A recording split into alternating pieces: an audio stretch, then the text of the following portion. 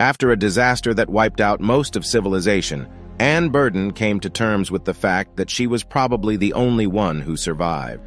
That was until she encountered two men named John Loomis and Caleb. The opening scene of the film sees Anne gathering supplies in the city, wearing a safety suit to keep herself from getting radiation. She went back home and cleaned herself thoroughly. After the nuclear apocalypse, Anne had been living alone in her family's valley farmstead, safe from the danger outside the valley. She went out for a patrol and set up traps when she noticed that something had been caught by one of the traps.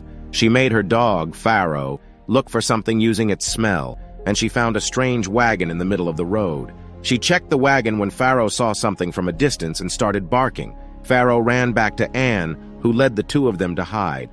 That was when she saw another survivor wearing a radiation suit. The survivor pulled the cart, and Anne tailed him without getting noticed. The survivor took off the radiation suit, revealing a man who screamed into the air before walking away. Anne followed the man and saw him taking a bath in contaminated water. She told him to get out of the water, which he hurriedly did after learning that the water was contaminated. They went back to the man's cart, and the latter was panicking as he quickly fell sick after bathing in contaminated water. He scanned himself for radiation and vomited afterward. The man introduced himself as John Loomis, as he demanded that Anne help him inject something into his veins, stating that he needed it once a day. Anne brought him back to her house and bathed him with clean water before she went back to John's wagon. She checked the wagon and found a picture of John with a woman. Then she brought the wagon back to her house. John was bedridden, but Anne patiently nursed him back to health and even slept beside him just in case something happened to him late at night. One morning, Anne woke up and prayed to God for John to get well. Once he was all better, Anne assisted her to the front porch and they sat together to talk about themselves. Anne talked about her parents, who left after the apocalypse to look for other survivors they could help. 2 weeks after their parents left, Anne's younger brother, who was just 13 years old, snuck away to look for them. But just like their parents, he never came back, leaving Anne all alone. John apologized to Anne after hearing what happened, but Anne just hugged him before going back inside, leaving him to look at her photo album. The next day, John checked the library at Anne's house while Anne was working on the farm. Later on, he approached Anne, who was working on the farm, and asked why she wasn't using the tractor. When Anne answered that, it ran out of gas and she couldn't use the pump gas in the local gas station as it needed electricity to work, John explained that the pump gas could still be used without electricity. After John's explanation, Anne went to the gas station and did what John told her. She cheered when the pump worked and jumped all over the place, waving in the direction of her house, where John was watching her from the house using a sniper's scope. Later that night, Anne and John were eating together while the latter talked about himself. John was a research engineer, and he was on the design team for the suit he was wearing when Anne found him. He was in a bunker underneath a government facility when the apocalypse happened, and he went out when it got too much for him to be alone in a bunker. Anne then asked about the woman in the picture she saw, assuming that the woman was John's wife, but John responded that the woman wasn't his wife, just a girl from a long time ago. The next day, they fished on the pond, and while John was cooking the fish, Anne was swimming. He learned that Anne had a generator and went to see if he could fix it. While eating, Anne explained that the pond came from the same source of water as the well.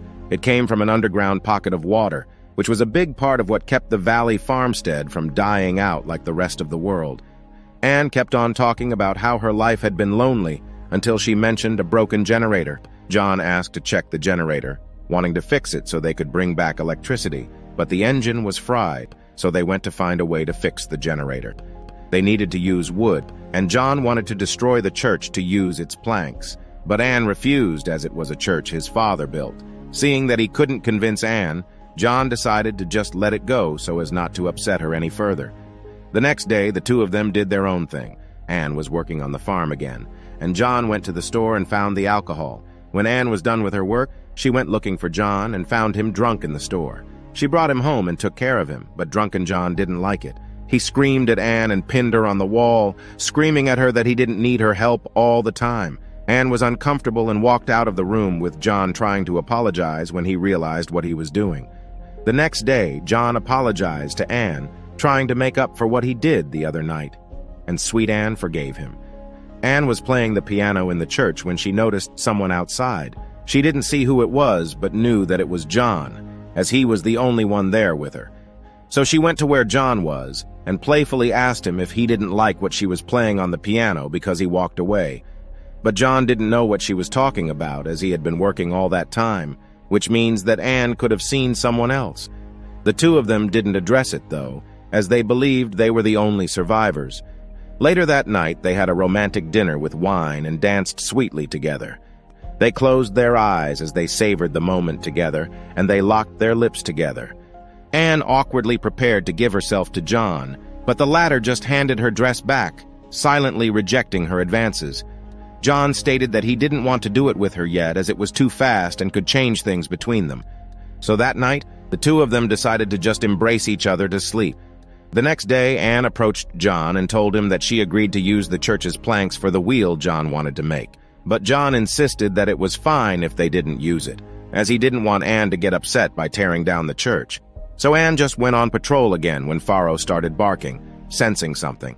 She followed her dog, and that was when she found another man petting Faro. The man introduced himself as Caleb and asked for a glass of water. So Anne brought him back to her home when John came out of the house, yelling and pointing a gun at Caleb, alerted by the presence of a stranger. Anne calmed John down and convinced him to let Caleb stay for the night. John scanned Caleb for radiation before they sat around his cart as Caleb talked about himself. Caleb was a miner, and like John, he was underground when the apocalypse happened. He was with other miners who went looking for their families and never came back. John then told Caleb to stay and rest on the farmstead for a couple days as he picked up some radiation. So Anne gave Caleb a room of his own, and they ate lunch outside the house, sharing their lives and experiences together. That's when Caleb revealed that the other miners didn't actually leave the mining area. One miner wanted to desperately leave, but the other miners didn't agree, as they believed they would die once they opened the hatch. That one miner snapped and killed everyone besides Caleb before collapsing and dying. And while Anne completely trusted Caleb, John didn't. He kept on observing Caleb, suspicious of the new guy. After showing Caleb his room, Anne walked out only to be stopped by John, who was upset at Anne for easily trusting Caleb.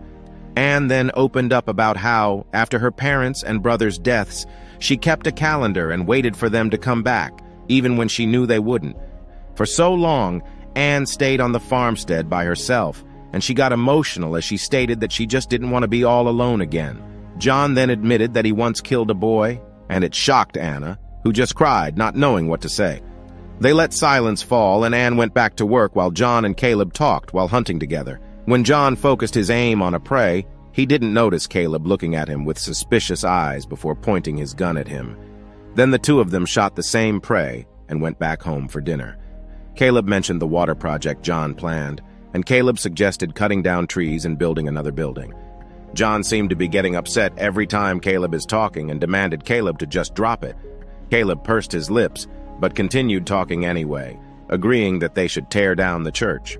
Anne then agreed to tear down the church so they could use its planks for John's water project to bring back power. The next day, the trio went to tear down the church, and throughout the whole time, John was silent, glancing at Anne and Caleb from time to time as he saw them having fun together while working. After tearing down the church, Anne and Caleb went to a cave to talk about their religion. Anne opened up to Caleb about how she couldn't talk to John about her religion because they didn't share the same beliefs. It wasn't the same with Caleb, who also used to attend church every Sunday. The two of them shared similarities, and that made Anne get comfortable with Caleb easily. Anne asked Caleb why he was fine with the church getting torn down if he had the same beliefs as her, and Caleb answered that it didn't matter if the church was still intact or not. As long as Anne had faith, that's all that mattered. After their talk, they went back to see that John had finished making the wheel. Late that night, John talked to Anne about how she and Caleb were interacting. Assuming that Anne was exploring things with Caleb, John told her that he was fine with what she was doing, and this made Anne upset. Anne walked away from him that night, and for days, she ignored him until they finished John's water project plan. The night after the completion of the project, the three of them celebrated with music before going to the lake for a swim.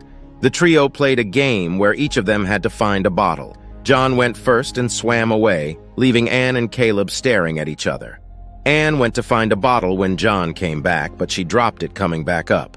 So Caleb went with her to check the bottle as they dived underwater. John didn't seem to like this as he waited for the two to resurface. When Anne and Caleb did, they were already acting weird. Caleb invited them to go back in the house as they were getting cold, and the two followed behind him. On their way, John stopped Anne and confessed his love to her. That night, John slept peacefully while Anne went to the bathroom where Caleb was.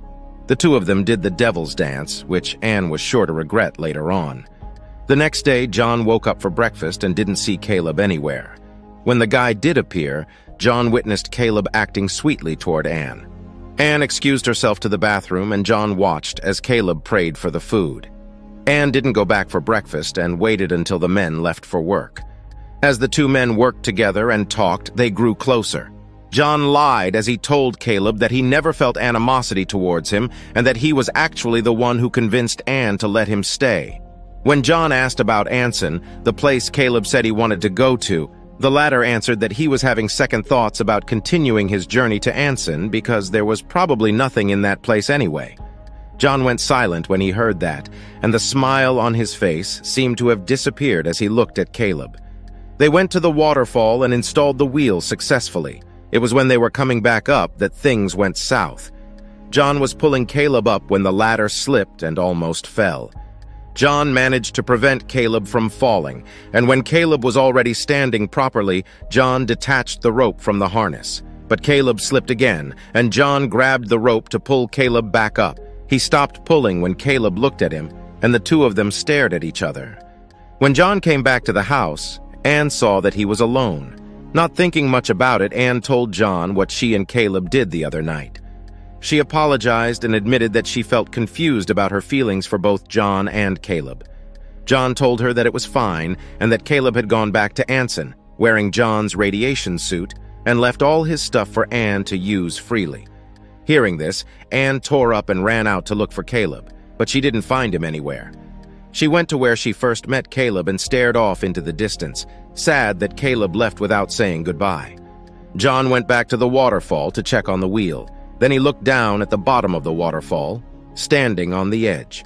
Meanwhile, Anne was laying her head on the table, deep in her thoughts, as she stared at a glass of water.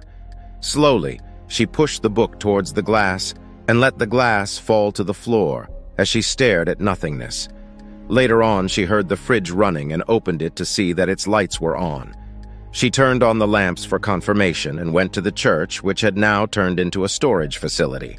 She played the piano and stopped only for a few seconds when she noticed John coming in. The two of them stared into each other's eyes for a while before Anne turned back to the piano. John sat down and watched as Anne continued to play the piano for the man she was going to spend the rest of her life with.